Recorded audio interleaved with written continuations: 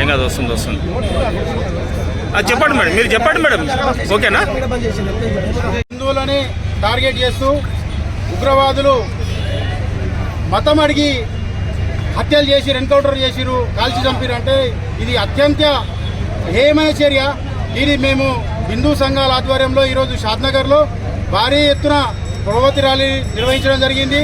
ఈ కార్యక్రమంలో హిందువులు అధిక సంఖ్యలో పాల్గొని ఈ జరిగిన సంఘటనని తీవ్రంగా ఖండిస్తున్నామని చెప్పి ఈరోజు అందరూ మహిళలు, ఈరోజు యువకులందరూ బయటకు వచ్చి ఈరోజు ఈ కార్యక్రమాన్ని నిరసనగా తెలియజేస్తున్నాం.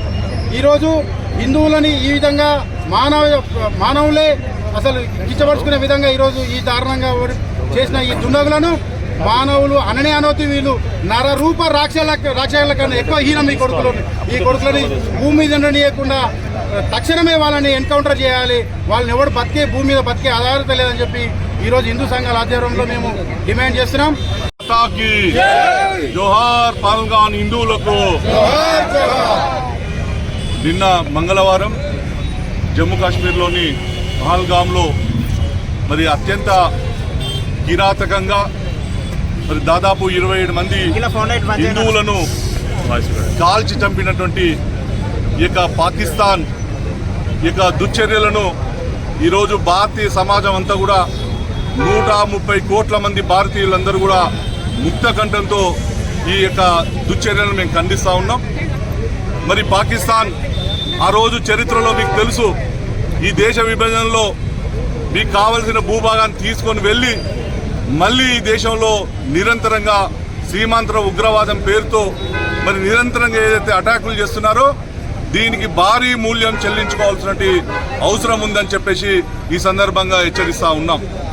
మరి నిన్న జరిగినటువంటి సంఘటనలో మరి ఎంత దారుణమైనటువంటి ఇప్పటి వరకు ప్రపంచంలో ఎక్కడ కూడా మరి ఒక మతం వ్యక్తులు అని చెప్పి చూసి ఐడెంటిఫై చేసి ఏదైతే నిన్న జరిగినటువంటి సంఘటన ఏదైతే ఉందో మొత్తం ప్రపంచంలోనే ఇది ఒక అత్యంత హేయమైనటువంటి దుశ్చర్యమైనటువంటి తీవ్రమైనటువంటి సంఘటనగా ఇలా ప్రపంచం అంతా కూడా ఖండిస్తూ ఉంది. ఒకటే చెప్తా ఉన్నాం, ఈరోజు పాకిస్తాన్కు మన అందరం కూడా ఈ దేశంలో ఉన్నటువంటి 140 మంది కోట్ల భారతీయులందరూ కూడా ఒకే ముక్త కంఠంతో మన ప్రియతమ నాయకుడు ఈరోజు ప్రధానమంత్రి నరేంద్ర మోడీ గారు ఏ చర్య తీసుకున్నా భారత ప్రభుత్వం ఈ పాకిస్తాన్ మీద కావచ్చు, ఈ ఉగ్రవాదుల మీద కావచ్చు ఏ చర్య తీసుకున్నా ఈ దేశంలో ఉన్నటువంటి ప్రతి భారతీయుడు కూడా కులానికి మతానికి అతీతంగా నరేంద్ర మోడీ గారి నాయకత్వాన్ని డిసిషన్ను ఆ నిర్ణయాన్ని అందరూ కూడా స్వాగతించాలని చెప్పేసి ఈ సందర్భంగా తెలియజేస్తా ఉన్నాం. ఒక మంచి శాంతి చేకూరింది. 370 ఆర్టికల్ రద్దు తర్వాత మరి దేశంలో ఉన్నటువంటి అనేక మంది పర్యాటకులు ఈరోజు విదేశాల నుంచి అనేక మంది పర్యాటకులు ఈరోజు కాశ్మీర్కి వచ్చి అక్కడి అందాలు ప్రపంచానికి తెలియజేస్తా ఉంటే అక్కడ ఉన్నటువంటి కాశ్మీర్ లోయలో నివసిస్తున్నటువంటి అత్యధికమైనటువంటి జనాభా ఉన్నటువంటి వ్యక్తులు కూడా ఈరోజు ముస్లింలు. వాళ్ళు కూడా కోరుకుంటున్నారు ఇక్కడ ఈ పర్యాటక రంగం ఉండాలి, ఇక్కడ ప్రశాంతత ఉండాలి, ఇక్కడ మొత్తం ఒక శాంతి చేకూరాలని చెప్పేసి ఈరోజు కాశ్మీర్ ప్రజలందరూ కూడా కోరుకుంటుంటే మరి ఈరోజు పాకిస్తాన్ అడక తినేటువంటి ఒక స్థితిలో ఉంటూ ఉగ్రవాదాన్ని ఈరోజు పోషిస్తూ ఈరోజు మరి భారతదేశంపైకి ఏదైతే ఉసిగొల్పారో దానికి ప్రతిచర్య చాలా తీవ్రంగా ఉంటుందని చెప్పేసి ఈ సందర్భంగా మేము హెచ్చరిస్తా ఉన్నాం. ఒకటే ఒక విషయం, ఈ దేశంలో ఇప్పుడే చూస్తా ఉన్నాం, ఇంకా ఈ దేశంలో ఉన్నటువంటి హిందువులకు కావచ్చు, ఈ దేశంలో భారతీయులకు సిగ్గుండాలి, సిగ్గు రావాల్సినటువంటి అంశం ఉందని చెప్పి మేము తెలియజేస్తా ఉన్నాం. ఈ రోజు మనం అందరం కూడా పాకిస్తాన్ ప్రభుత్వం ఉందా అని చెప్పేసి ఈ సందర్భంగా మేము అడుగుతా ఉన్నాం. ఇక్కడ లైట్లు ఎందుకు తీస్తున్నారు? ఇక్కడ ఉన్నటువంటి ప్రభుత్వం మరి ఈ పాకిస్తాన్ కు మరి వంతెనవాడే ప్రభుత్వమా, లేకపోతే ఈ దేశంలో ఉన్నటువంటి మెజార్టీ ప్రజల యొక్క మనోభావాలకు అనుగుణంగా ఉండే ప్రభుత్వమా తేల్చుకోవాల్సిన అవసరం ఉందని చెప్పేసి ఈ సందర్భంగా హెచ్చరిస్తూ మనం అందరం కూడా ఆ చనిపోయినటువంటి ఈ హిందూ బంధువులందరికీ కూడా మరి వారి మనశ్శాంతి, వారందరూ కూడా శాంతి చేకూరాలని చెప్పేసి ఈ సంఘటనకు ప్రతీకారం ఉంటుంది. మనందరం కూడా ఈ సంఘటనతో మనందరం కూడా జాగృతం కావాలి, ఈ హిందూ సమాజంలో కలిసి ఉండాలని చెప్పేసి అందరూ కూడా కోరుకుంటూ జోహార్ పహల్గామ్ హిందువులకు, జోహార్ పహల్గామ్ హిందువులకు. జరిగిన ఉగ్రవాద చర్య కావచ్చు, బెంగాల్లో జరుగుతున్న హింస కావచ్చు, బంగ్లాదేశ్ లో జరుగుతున్న మైనారిటీల మీద హింస కావచ్చు. ఒక పద్ధతి ప్రకారం పాకిస్తాన్ గూఢచారి సంస్థ ISI యొక్క ప్రోద్బలంతో భారతదేశంలో ఉన్న మెజారిటీ మతస్థుల మధ్య మైనారిటీ మతస్థుల మధ్య ఒక ఐక్యతని విచ్ఛిన్నం చేసే కుట్ర జరుగుతూ ఉందని ఇవాళ మొత్తం సమాజం భావించేటట్టుగా ఇవాళ పాకిస్తాన్ ప్రయత్నం చేస్తూ ఉంది. పాకిస్తాన్ పరిస్థితి చూస్తే ఆర్థికంగా విచ్చమెత్తుకునే పరిస్థితి ఉన్న పాకిస్తాన్ ఇవాళ కాశ్మీర్లో గత 3 నెలల్లో 5 లక్షల మంది పర్యాటకులు వస్తే కన్నుగుట్టి కడుపులో మంటలేసి ఇవాళ ఈ విధంగా చేయడం జరిగింది. అంతేకాకుండా పర్యాటకులని కేవలం మతం పేరు మీద వారిని టార్గెట్ చేసి చంపడం అనేది ఆ యొక్క మెజారిటీ భారతదేశాన్ని మరోసారి విచ్ఛిన్నం చేసే ప్రయత్నం చేస్తూ ఉన్నారు.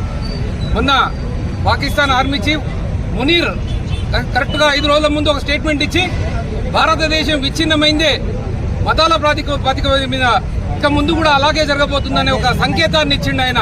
దాన్ని దృష్టిలో పెట్టుకొని రానున్న రోజుల్లో పాకిస్తాన్ చేస్తున్న కుట్రల్ని, విదేశీ కుట్రల్ని మనం అందరం కలిసి ఐక్యంగా ఉండి విచ్ఛిన్నం చేసి వాళ్ళందరి కుట్రల్ని భగ్నం చేసే ప్రయత్నం చేయాలి. అంతేకాకుండా సోదరుడు శ్రీవర్ధన్ చెప్పినట్టు నరేంద్ర మోడీ గారి నాయకత్వంలో భారతదేశం రానున్న రోజుల్లో ఈట్ కా జవాబ్ పత్తర్ అనే విధంగా ఇచ్చే సమాధానానికి మనందరం కూడా మోడీ గారి వెన్నెంబడి ఉండి ఆయన వెంబడి మనంతా భారతదేశం మొత్తం కులాలకు మతాలకు అతీతంగా మనందరం మద్దతు ఇవ్వాల్సిన అవసరం ఉంది. అంతేకాకుండా ప్రతి ఒక్కరం భారతీయులం ఈ సంఘటన ఖండించి మనందరం కూడా పార్టీలకు అతీతంగా రేపు జరగబోయే ర్యాలీకి పార్టీలని, జెండాలని, ఎజెండాలని, కులాలని, మతాలని పక్కకు పెట్టి మానవత్వం అనే మతం వైపు హిందువులని ఊచకోత చేసిన సంఘటనకు వ్యతిరేకంగా అందరం కూడా రేపు ర్యాలీలో పాల్గొని పాకిస్తాన్కి ఇక్కడి నుంచి ప్రతి గ్రామం నుంచి, ప్రతి వీధి నుంచి, ప్రతి ఒక్క పట్టణం నుంచి ఒక హెచ్చరికను పంపాలని చెప్పి ప్రతి ఒక్కరిని పేరు పేరున విజ్ఞప్తి చేస్తా ఉన్నాను. మరి ఈ ర్యాలీకి వచ్చినందుకు ప్రతి ఒక్కరికి కూడా పేరు పేరున ధన్యవాదాలు చెప్తున్నాను. భారత్ మాతాకి, భారత్ మాతాకి. కాల్చి చంపడం వల్ల ఏంటంటే ఒక లక్షల మంది రిజిస్ట్రేషన్ చేసుకోవడం, అమర్నాథ్ యాత్ర పోవడానికి రిజిస్ట్రేషన్ చేసుకోవడం వల్ల కళ్ళు గుట్టి ఇంతమంది వస్తున్న ఉద్దేశంతో, దురుద్దేశంతో వీళ్ళను భయభ్రాంతులను చేయాలి, అమర్నాథ్ యాత్ర రాకుండా చేయాలనే ఉద్దేశంతో దుర్మార్గంగా వాళ్ళ ఐడెంటిటీ కార్డు కానీ వాళ్ళు హిందువులా కాదని అంటే ప్రత్యేకంగా వాళ్ళను పరీక్ష చేసి వాళ్ళ బట్టలు విప్పి కూడా చూసి కాల్చి చంపడం జరిగింది. ఇది దుశ్చర్య, దుర్మార్గమైన చర్య. ఇది మట్టి కొట్టుకపోతారు. ఎందుకంటే మానవులు అందరి మన భారతదేశం లోపల మేమంతా మనందరినీ అంటే సాధువులు అనుకుంటున్నారు, కానీ ఒక సాధువు కూడా సమయం అంటే సాధువు మీద దుర్మార్గం జరిగినప్పుడు ఆయన ఒక సింహంలాగా గర్జించే అవకాశం ఉంటుంది. కాబట్టి ప్రతి హిందువు కూడా గర్జించినప్పుడు ఈ దుర్మార్గులంతా సర్వనాశనం అయిపోతారని చెప్పి సభాముఖంగా చెప్తున్నా. మట్టి కొట్టుకపోతారు. వీళ్ళకు, ఈ దుర్మార్గులకు ఉరిశిక్ష తప్పనిసరిగా వేయాలని చెప్పేసి మా హిందూ సంఘాల తరఫున నేను వేడుకుంటున్నాను. సాక్ష్యాలతో సహా వాళ్ళని చూసి బట్టలు కూడా తీసి వాళ్ళని గుర్తుపట్టి తీయడం అంటే ఎంత హేయమైన చర్య. ఇంత మానవత్వం లేకుండా పోతుందా మనుషులంటే? హిందువుల మీద ఇంత దారుణమైన చర్యలు ఎందుకు? మన మీద ఎందుకు ఇంత కక్ష? వాళ్ళకి కావాల్సినటువంటి బంగ్లాదేశ్ ఇచ్చేసినాం, పాకిస్తాన్ ఇచ్చేసినాం. మన భారతదేశంలో వాళ్ళు ఎంత ప్రశాంతంగా నిద్రపోతున్నారు వాళ్ళ పిల్ల పాపలతో. మరి మనం ఎందుకు బిక్కుబిక్కుమని బతకాలి వేరే దేశాల్లో? మరి మన వాళ్ళకి పిరికితనమా? ఇప్పుడు ఇంత జరుగుతుంటే కూడా మన హిందువులు చూస్తున్నారు తప్ప కొంతమంది మన దగ్గర పాల్గొనలేకపోతున్నారు. అంటే మన దగ్గరే లోపం ఉందేమని నాకు అనిపిస్తుంది. ఈ లోపాన్ని ముందు మన ప్రతి హిందువు ఒప్పుకోవాలి. ప్రతి మహిళ, ప్రతి హిందువు ముందు బయటకు రావాలి. బయటకు వచ్చి అసలు మాకు జరుగుతున్న అన్యాయాల మీద మరి మోదీ అన్న గారు మనకి ఇప్పుడు 24/7 మనకు అందుబాటులో ఉన్నారు. మరి ఇప్పుడు మనకు జరుగుతున్న అన్యాయం పట్ల మనం పోరాడదాం. మనం ఏ మత శక్తులకు కూడా మనము వ్యతిరేకం లేము. మరి మన పైన జరుగుతున్న విషయాలపైన అయితే మనం స్పందించాలని నేను మనస్ఫూర్తిగా కోరుకుంటూ భారత పౌరులపై పాకిస్తాన్ దాడిని, ఉగ్రదాడిని తీవ్రంగా ఖండిస్తున్నాం. ఎందుకంటే మతాల ప్రకారం హత్య చేయడం అనేది ఎంతో శోచనీయం. ఒక హిందూ దేశంగా వాళ్ళు భావిస్తున్నారు, కానీ ఇక్కడ ఈ దేశంలో అన్ని కులాలు, మతాలకు అతీతంగా ఇవాళ పరిపాలన జరుగుతుంది. నరేంద్ర మోడీ నాయకత్వంలో భారతదేశం ఇవాళ 3వ స్థానానికి అతిథిలో జరుపుకున్న సందర్భంలో వాళ్ళు దాన్ని ఆటంకం కల్పించాలని చేశారు. పాకిస్తాన్ దాన్ని తీవ్రంగా ఖండిస్తున్నాం.